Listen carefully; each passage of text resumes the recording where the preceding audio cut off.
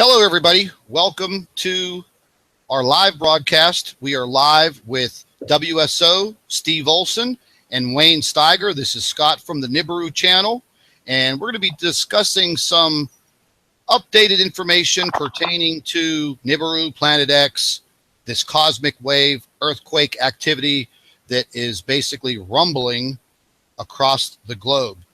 Wayne and Steve, how you doing, guys? Doing good. Doing great, man. So we had a couple of major earthquakes down there in Papua New Guinea. Magnitude 8.0, then they downgraded it to a 7.9. How nice of them. They do that a lot, don't they? Yeah, I've been seeing a lot of that lately. I've been seeing a lot of non-reporting.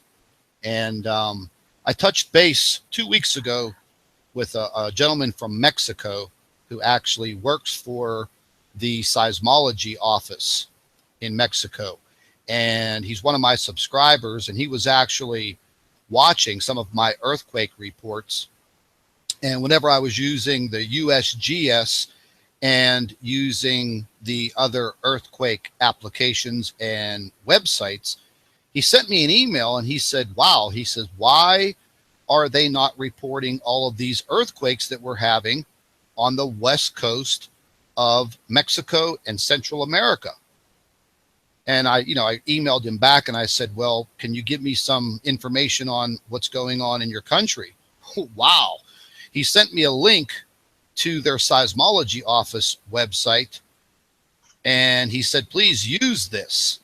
And I looked at it. I spent 3 hours on this Mexican seismology website, and I was floored, literally floored. Later on, I'll share that screen with you and the direct link he gave me. And the earthquake activity on the west coast of Mexico and in Central America is actually, it will open up your eyes very wide. They are not reporting any of that information, none of it. And I mean, there are so many earthquakes that you can't count them. You have to zoom in to each one of the dots. And, they're very accurate. They don't do any kind of downgrading or anything like that. They're taking the direct readings from their instruments and reporting it. And I've been telling everyone, and, when me and Steve were on the radio show last night, last thing I said was, please, pay attention to these earthquakes. There's definitely something going on. Something is affecting the earth for months. And it's leading up to a point where our internal core, I feel, is heating up, and it is literally pushing on these tectonic plates. And we're going to have some serious earthquakes. I mean, we may see something that's never been seen by, current mankind walking on this earth. And it's definitely going to be on the west coast of the United States. And I do think the west coast of South America, along Chile, Argentina, and Colombia, it's going to be ripped apart. And I think we're also going to see some serious activity, Japan and in the South Pacific. And we may just see the northern coastline of New Zealand wiped out. But, that's just what I've been investigating, just the intel that I've been getting. And so far, it's been pretty credible, and it's been right on target.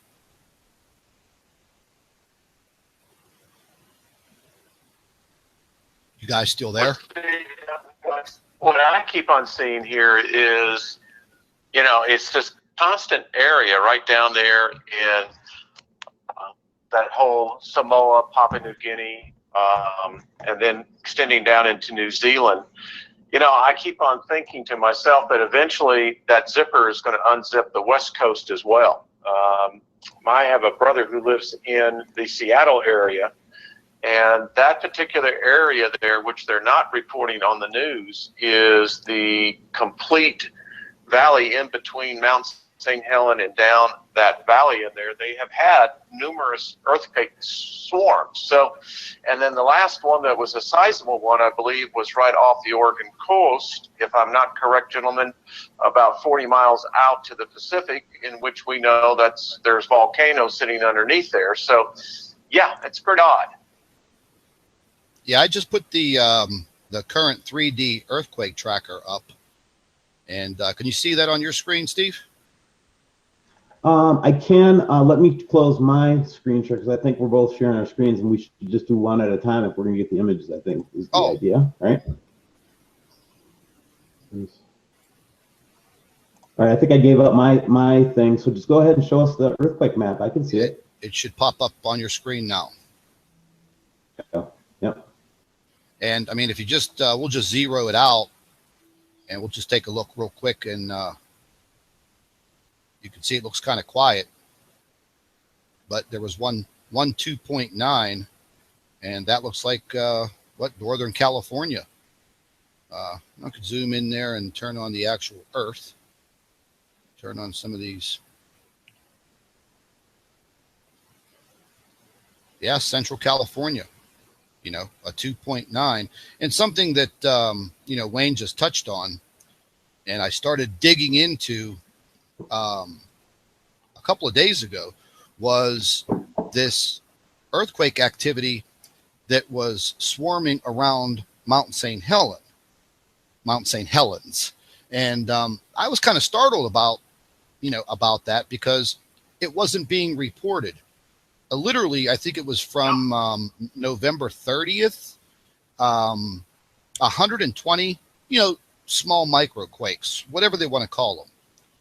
And then I come to find out that these idiots have some type of fracking operations and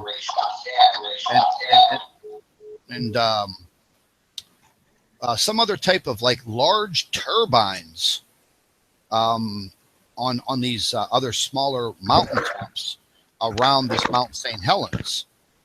And, I found that was kind of unusual. That why would they be doing something like that on a volcano like Mount St. Helens, and, listen. It sounds to me like that maybe we're covering up some kind of a core drilling operation. They're probably trying to look at the composition of the geology to see what its characteristics would be under certain pressures, things like that.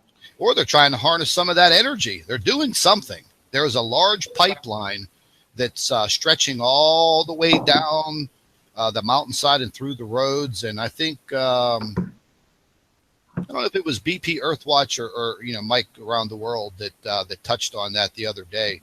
And I felt that was just completely irresponsible and very alarming. I took a look at the surrounding area of Mount St. Helens on Google Earth today. And, it was scary, even though it's been so many years. There, you can literally still see the pathway of destruction, and the trees still toppled over to this day. And they're there drilling holes in the ground, just completely responsible, or irresponsible. But I was showing some of my subscribers today, just looking at the earthquake activity in the past 7 days. I refer to what you're seeing right now as a pincushion, because that's what it looks like. It looks like that old-fashioned pincushion that your grandma used to have. Literally earthquakes popping out everywhere. They had a couple of earthquakes in France this past week. All my life, I'm 48 years old, I've never heard of an earthquake in France. Have any of you guys ever heard that in your lifetimes? No. So, what is Well, Wayne's a lot older than me. What about you, Wayne?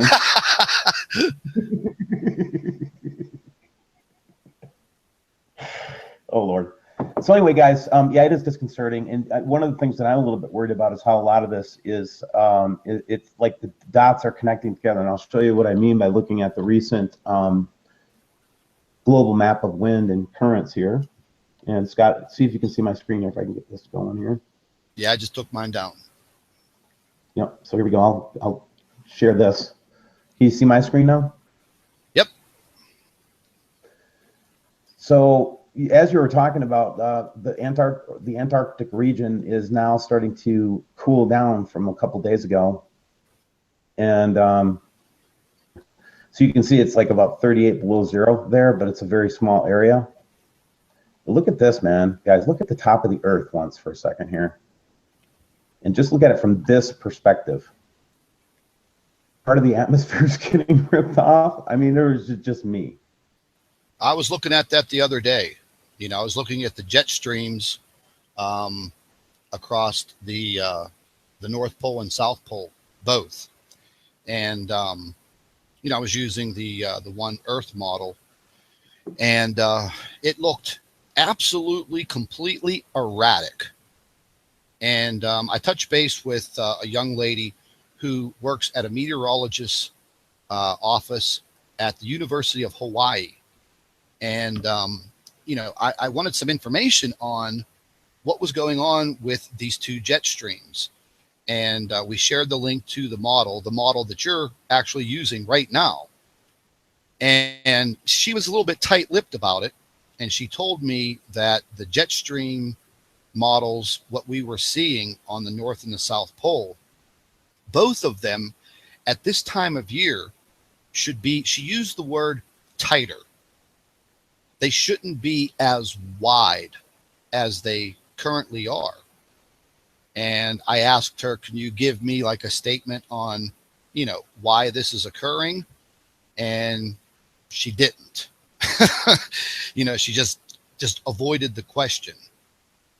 And I felt that that was kind of odd.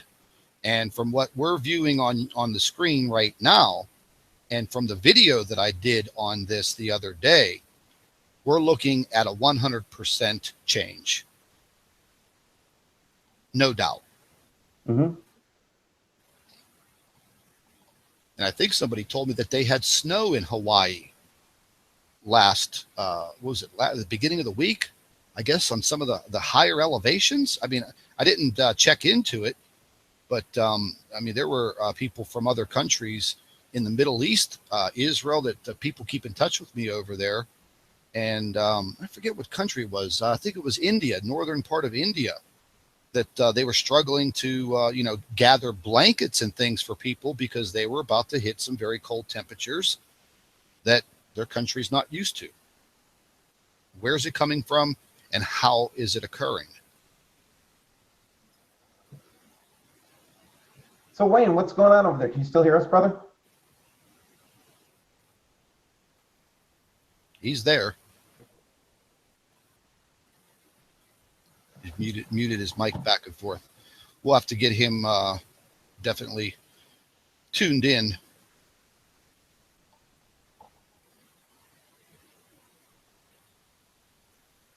They said, I cannot hear you, but not on my mic. Could you speak once, Wayne, or because we're not hearing you on our...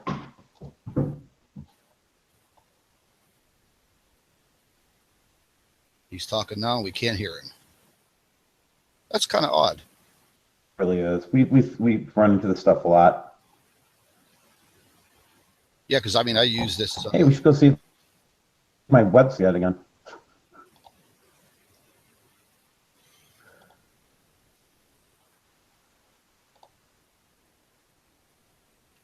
Hey, you know what I actually, you know, actually what I wanted to take a look at, I meant to do it earlier today, was this big, massive coronal hole that is literally starting to face the Earth. Do you have that accessible?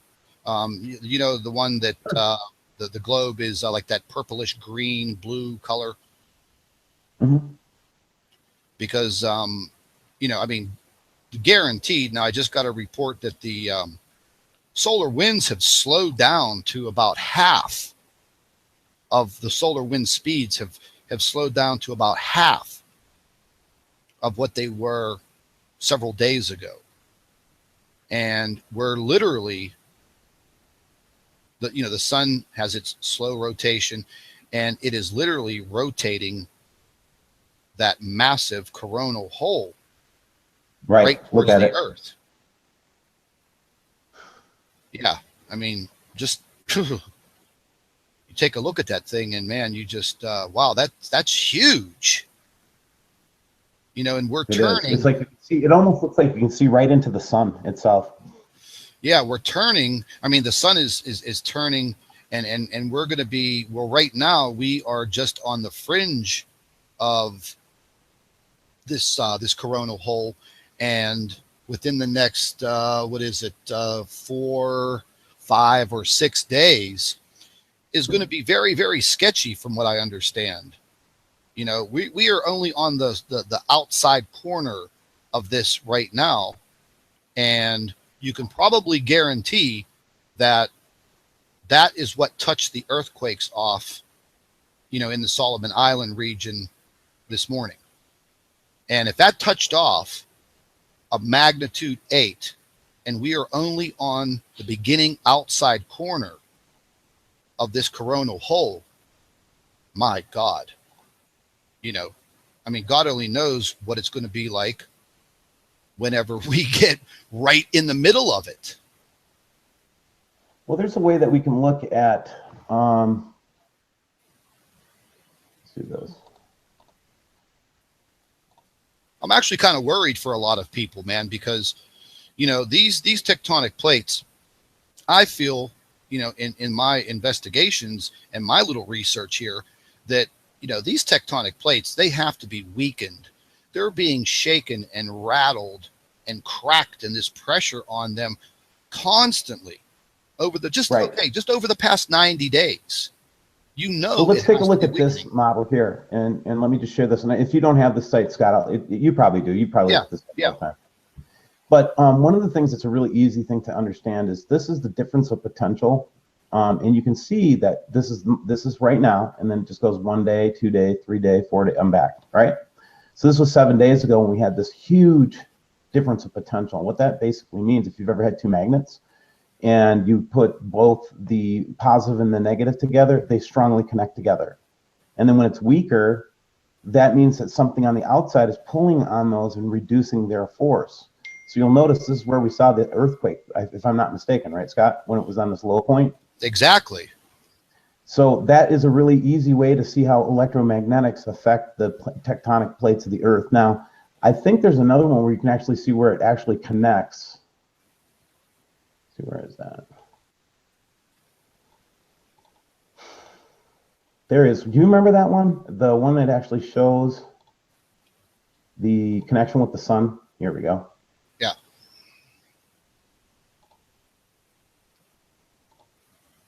Okay, that's not it. Although there's a lot of fun charts in there. Here we go. Earth magnetic connectivity. And here's a map where we're connected on the sun itself. You know who does a good job with this is Ben Davidson. Yeah, yeah. But, you know, I'm just a novice on this stuff, but I can show you that this is where the connectivity would be. And if you're really into this, you would want to be looking for connections between the Earth spots where it's connected and the earthquakes. And that would be real science right there. So anyway, that's what we're looking at there, guys. And this is the one, though. This is, again, I'll go back to the one that really makes a lot of sense to me. And it's this one, man. It's the, let me close this sucker. It's this one. When you watch this going up and down like this, that's the Earth being just like a picture yourself pushing on two sides of a beach ball, right? Yeah, exactly. It's just like an egg going back and forth. And this is a really easy one for people to understand. I think it's really, you know, it's just the basic concept of magnets, of a magnet. Yeah, it's kind of scary too, you know. And like I said, I have a lot of friends out on the West Coast, man. You know, out in California, and you know, I've been warning them, and they're staying vigilant, and you know, they're paying close attention to, you know, what's going on. But well, that's a big misunderstanding with our community too, I think, Scott. And it's like, all I'm saying is I'm watching these things. I'm not lying. I'm really looking at real scientific stuff, right? You is that I'm gonna go to the surface temperature. Where is my surface temperature? And what I'm trying to say is that, we're not trying to make the decision of what to do and what not to do. Okay. But it's the kind of thing, like, you have to be prepared when you see these kind of variations in temperature and this polar vortex and very little wind speed and things like that on the surface in the North Pole and blah, blah, blah. You just keep going through these things. Things are stacking up to a point where you should have your emergency kits ready. You should have your water and your food. Very true. And have your plans ready. Who are you going to meet if you lose cell phone communications? Where are you going to be? Where are you going to meet your friends and family? Whatever, to link up. Things that you should be doing anyway because you live in an earthquake-prone area. Okay. I mean, everybody should be prepared for. If you're going to live in California, you should be prepared. If you live in Florida, you should be prepared for hurricanes. Yeah, I mean, I lived in Miami for 22 years. I lived directly on the beach. I lived in a high rise on the 33rd floor facing the ocean, and I had, I lived on the beach on the intercoastal. So, there's a lot of people that were living in the area where I lived. And I went through, in 22 years down there, I went through, I think it was 13 major hurricanes, including Hurricane Andrew. And unfortunately, because of stupidity during Hurricane Andrew, I left the area at the worst possible time. And I literally got stuck on I-95 trying to head north to the Orlando area, which is 225 miles. And the highway system in South Florida is 6 lanes on each side of the highway, Interstate 95 going north and south. They opened up all 12 lanes going north. And you know what? Even with 12 lanes, I still sat in my car on the highway for 3.5 hours before I moved an inch. And 6 hours later, boom, the hurricane came in. Luckily for the city of Miami, it took a jaunt, I think about 60 miles south, and, wiped out the whole Homestead area, the Redlands, and it was very devastating. I mean, I wasn't able to move back into my condo for weeks. No electricity, no running water, no sewage. So these things are very devastating, and all you can do is you can put it out there, and hopefully people will listen. And, one thing I want to bring up while I'm talking about this, and I know that you've been hearing this too, is this big run on fake news. They're trying to literally terminate people like me, you, Alex Jones, other people that literally, do news related broadcasts, videos, things of that nature. And it just, it's come to my attention that on your YouTube channel, if you subscribe to a YouTube channel now, YouTube has gone in and they have literally wiped out all of your notifications using the little bell icon to set your notifications up to your favorite channels. So now you literally have to go back to that channel, their YouTube channel, like mine or yours. You have to go over to the icon, the little bell icon. You have to click on it again, and you literally have to reset the notifications. BP Earthwatch, he just mentioned it in one of his broadcasts. I think it was either yesterday or today. I was watching an Alex Jones, because I love the guy. People don't like him, but I like him. And he was saying the same thing, and now what the hell's the guy, Mark Zuckerberg, for Facebook. He is making a run on eliminating fake news on Facebook. Okay, well, who is judging what is fake news? Now, I'll tell you this much. Before anybody was out there with the information pertaining to the earthquakes in New Ireland and Papua New Guinea this morning, I was literally right on top of it, trying to search for information to put a video together. and there was hardly anything out there. But you know what information was out there? Alternative media. Alternative media. CNN didn't even have anything about it till 2.5 hours later.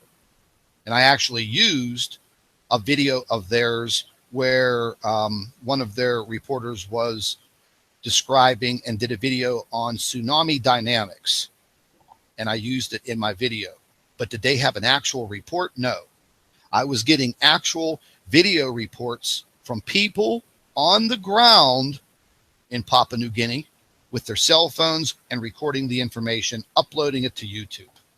And I think that's kind of, that's kind of bad for YouTube to do that, and not say anything to the creators of the channels, send them a memo, an email. But, if you do something wrong, wow, that email gets to you real quick, doesn't it, Steve? It sure does. And I'm not admitting that I did anything wrong because I didn't do anything wrong. That's what's so bad. If I would have actually done a copyright strike, or if I would have really illegally used a SETI image, okay, I'd be like, I'd admit it. I'd be just like, Scott, I really made a mistake. It sucks, Yeah. But no, that's not what happened. What happened was I got ambushed by a troll, and somebody pretending to be the Naval, Intelligence Observatory or whatever, gave me 2 copyright strikes for using publicly available SETI images off the Navy SETI site. Well, I could side with you, my brother, because I got one too. And I like I said, I put together a complete legal response to YouTube. And, I went ahead and I appealed it through their normal methods. But then I went a step further and I contacted the Office of Naval Research. I spoke to a gentleman, this guy, Robert, down there. His email was, on the website. And just like he told me, hey, listen, our email addresses end in M as in Michael, I, L as in Larry, military. Okay. They don't end in gmail.com. Okay. Because the email address that was attached to those copyright strikes said WSO-network-org. Okay, our Office of Naval Research. Oh, come on, man. And then YouTube sits there and they accept that. I know, right? I dropped the ball. Well, the question is, how can you not think that something's going on when that's the pattern, right? I mean, what are you supposed to do with that? And then you have to wait 10 to 14 days while they sift through the garbage. And then they see, oh, okay, we made a mistake. Yes, you did make a mistake. Your copyright strike platform is flawed. It is super flawed. It's dangerously flawed. And they need to do something about it. I don't think anybody anticipated that YouTube would become an alternative news channel. Yeah, it is. And it literally is. Articulate, smart people, the only smart people in the world is not the Washington Post. Well, I just watched a report where, NBC, Dateline NBC, falsified and faked a report. This goes all the way back, I think, to the 80s or the early 90s, where they were talking about the gas tanks erupting under crash conditions on these Chevy pickup trucks. And they did a simulation and they fabricated the entire video where the truck was hit broadside. The truck exploded. But then they later on found out that NBC News put flares underneath the truck that were lit. And they used a different kind of gas cap, and they overfilled the tank. So they basically created the condition to create the explosion just to create fake news. They built a bomb, and I remember that. Yeah, me too. I remember. I just watched it. It was on a report on Mark Dice. Where did this sudden trust in government come from, Scott? I don't remember Americans being this trusting of government in their history. I was asking the same question this morning. Where did all of this run on fake news come from. Here's the deal. This is what I think. I think that they want to give you the news and the information that they want you to have, not what you want and what you deserve and what is correct. They just want to dumb you down. That's it. So fake news comes from CNN with their CGI and green screens, NBC, CBS. And if you really do want to get some in-depth news quickly, hey, yeah, you can catch it on YouTube. You can catch it on the internet. And, I don't know. I don't consider myself a news channel, but, we are talking about, news-related issues with, Nibiru and Planet X and what we're possibly going to be going through. I even had a dream about this last night. Woke up with my brain on fire over this fake news, and they're taking it to a whole new level, a level of attacks against alternative media. Well, no, and the thing I don't even like about the whole idea of fake news is, again, I go back to who's to judge. So do we have to be endorsed by the government to be a media outlet now? I thought we had a freedom of the press. Exactly. Exactly. Now that's in the report that Alex Jones did. That was his opening. He's like, it's kind of like if they would have taken out. Here's how they would have shut down Gutenberg in the first press, right? Take away their ink. Yeah. Yeah, absolutely. And that's what they're doing to us. It's a different type of attack. It's not just coming out and just saying these are bad people. There is an element of that, but what they're trying to really do, and I'm trying not to feel any rage or anything about it, because this is kind of understandable behavior. If you see your empire starting to crumble, right, and you're starting to see all the facades that you have had up around this whole world system, it's pretty fragile right now. And I guess when you corner a rat, they always bite, right? Absolutely, man. They're going to attack. Right, and I think that's where we're at right now. If they're attacking us, that just means that they're weak. Exactly. And they're losing control. And I think that's one of the main factors, is the control factor. Before, they had complete dominant control over the news media.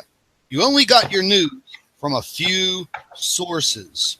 Now, because of the age of the internet and YouTube and cell phones and just the complete access to anything and everything, I could witness a car accident on the highway, and I could literally get out of my vehicle, film the aftermath, and get it to a news station, or upload it to YouTube, or upload it to Facebook, or tweet to the world.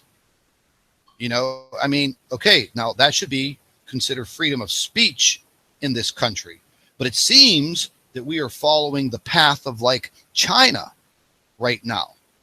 That literally, you don't watch the news in China. You do, but you watch one news station, and that's it. Well, and don't think for a minute that the Chinese people, the people of China, are not stupid, man. Come on, dude. Oh, they know what's real and what's not real. So, they know hopefully they know enough to question the authority. But here I'm looking at this basically looking at the force of energy, radio energy, and polarity, IMF. This is like the magnetic lines of force and all that kind of stuff all on this one map. But the part I want you to notice is, why is it getting so intense outside of the sun's? Like, usually it starts with the sun and then it goes out, right? What would make something come in like that? Yeah, I see that.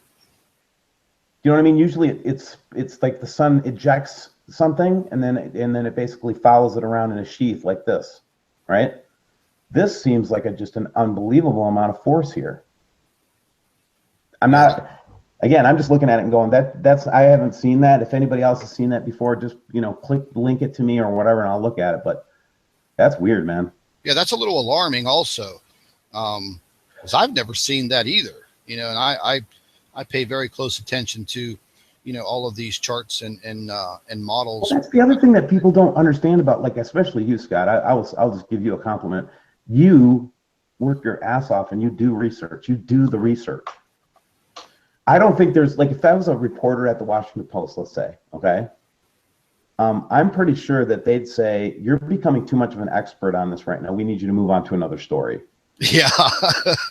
Yeah. I mean, I do. I mean, in the course of a day, I'm usually at my computer, in my cell phone, or, on my big screen TV, on YouTube and all other sorts of media, 15 hours a day. I have very erratic sleep patterns.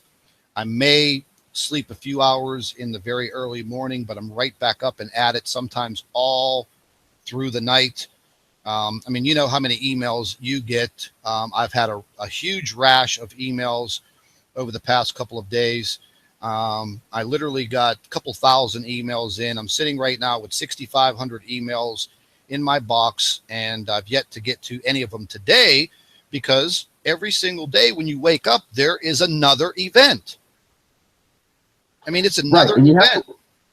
And you have, the reason that we pull that I'm showing this is just to say that, guys, we watch the same things that of the other people that you trust. We just don't make it a big, huge deal. We watch this stuff all the time. Scott and I talk about this stuff all the time. This is unusual, and this is something we have to keep our eyes open for, because it seems to match with this. I don't know. Let's wave of energy, whatever. What do you think about that, Scott? I mean, yeah, I mean, I caught on to it, in the beginning of the week, and I immediately went out there, tried to do some research. They mentioned this SGR 1806-20 magnetar. Then there was another mention of another star being ripped apart by a black hole. Found some information on that. I mean, the information's credible, because the Swift, I think it was the Swift spacecraft probe that was out there that saw this. And, I mean, it's all possible. I mean, a gamma ray burst like that would hit the Earth, depending on where the Earth was situated and where that burst came from. Not the whole entire Earth would be hit with it, but the portion of the Earth that is facing it would go through some pretty catastrophic damage. And then, I got into some material about what it would do to your body. I mean, children and young adults would be the worst victims, because it literally breaks your strands of DNA. I mean, that was scary, very scary. And then I watched a documentary on it, and it exploded my mind, literally. Now, can there be a possibility that all of a sudden that information was leaked out as disinformation to cover up what is actually happening? That was something that popped into my mind. Yeah, I know, but see, that's the thing. That's the trick of psyops, is that what you're trying to do is create confusion. You don't need to convince anybody of anything or another. You don't have to sell them on any one of the concepts. You just have to make sure that they always are, like, not able to pick one. You know what I mean? Yeah. Like, either this is real or it's not. So it's easier to say it's not real. It's easier to get pushed off of it, because I get it. It's cognitive dissonance. But all we're trying to say is be ready, have an emergency plan. I mean, what could it hurt, right? What could it hurt to have extra water and food? I mean, listen, I have all of my stuff set, ready to rock and roll, locked and loaded. And I mean that literally, and there was one other thing that I wanted to mention, and you're good friends with Dave Dobbs. I love the guy, great information. I appreciate and I love his research, but are we not set for another flyby at the end of December, going into January, according to the 180-day, 200-day cycle? Yeah, and in fact, it would be fun. I think what we should do is reach out to Dave and get him on a show and just talk about his research, because I'd like to go see if he's changed his model and if there's updates to it and things like that. Because I think if he's really spot on and he's been accurate so far. I was one of the observers of the last pass of it. So. Yeah, and I mean, he actually did release another video. I think it was last week, and I watched it, and I mean, the man looked like he had a lot on his mind. You know, and he was mentioning his model and the calculations and the 188-day cycle, or you know, close to 200 days, and yeah, I mean, he looked scared. You know, he looked scared. And again, we're dealing with this timeline. So check out the timeline. All of a sudden, now some information gets leaked out about a cosmic wave of energy coming towards Earth the day after Christmas, or on or about. Well, doesn't that seem about the timing of this really intense beam of energy here? Yes, and this flyby. So that's what I'm trying to here's say. The Earth over here. By the way, in case you guys aren't catching this, the Earth is sitting right here. This yellow one. Okay? And then Venus, which is so bright in the sky, or what they say is Venus is so bright in the sky, is sitting here. And it is in a conjunction with Mars and with Mercury. And that's why you have all these lines of force are lining up. And then we've got this big-ass belt of energy whipping around, and I don't even know where it's from because it's not coming from the sun, dude. Yeah, I know. And it's... that's the sun in the middle. Yeah. Yeah, that's very worrisome because, I mean, I don't know how long that's actually going to take to impact us. Do you have a time frame on that? Yeah, so this actually is going between 3 days, 19, 20, 21, okay? Oh, my dear. So 22 would be down here, probably 23 would be over here, right? 24, you know. Oh, my goodness. You know, I'm not laughing because it's funny, by the way. But that's very intense. If you take a look at it, I mean, it's it's in this part. It's in this side of the band of this radiation level. Yeah.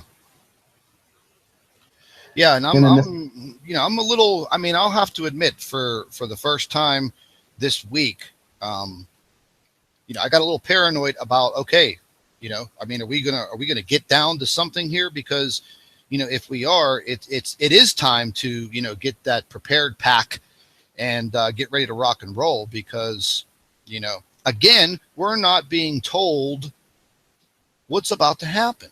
Well, most people don't know how to read this chart. Okay? And so the government has this plausible deniability. That's what I hate about it. Yeah. Hey, we had it up on the freaking satellite, man. You should have looked at it. Yeah, yeah. You know, it's just like the weatherman. Oh, well, we told you it was going to rain. Why didn't you wear your raincoat? You know, I mean, and we go to our local weather, you know, to see the weather, to see how we should prepare for that upcoming day. So this should be the format that we're in right now. This is what the government should be doing. We paid for all of this technology, did we not? Yeah, they're doing it. They're doing it. But hey, Scott, listen, I love talking to you, and we'll continue this dialogue and conversation, man. I just love you, man. You're a great show, great channel, great dude. And I wish the best to you guys. I really do. Well, we're gonna get it. You know, we're gonna keep on keeping on. That's all I gotta say, buddy. That's what we do, isn't it, Scott? How's that one song go? Ain't no stopping us now. Woo! You know, I mean, that's the name of the game, man. I'm going to continue getting this information out there. Whoever's going to listen is going to listen. Bottom line, you know, if it comes down to the trolling of our YouTube channels, well, that's another battle. We're just going to have to continue that fight. Yeah, that's what we do. Have a good day, Scott. All right, buddy. You take care. You too, Bob.